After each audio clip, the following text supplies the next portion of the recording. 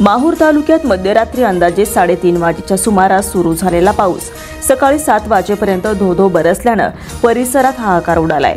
ढगफुटी सदृश्य झाल्याने पावसाने नदी नाले तुडुंब भरू वाहू लागलेत। याचा फटका ग्रामीण भागातील गावाला बसला तर वाई बाजार या गावात किमान 12 ते 15 दुकानात आणि अनेक घरात पाणी शिरलंय।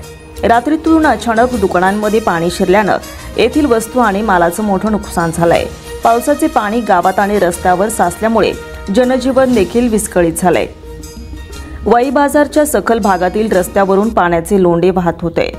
पावसाचे पाणी गावात आणि रस्त्यात साचल्यामुळे जनजीवन विस्कळीत झालंय। अशीच परिस्थिती परिसरातील ग्रामीण भागातही काही गावात निर्माण झाली आहे। मराठवाडा विदर्भाचा संपर्क तुटलाय आणि पैनगंगा नदीला पूर आल्यानं काही तास वाहतूक देखील खोळंबलेली पाहायला मिळाली आहे।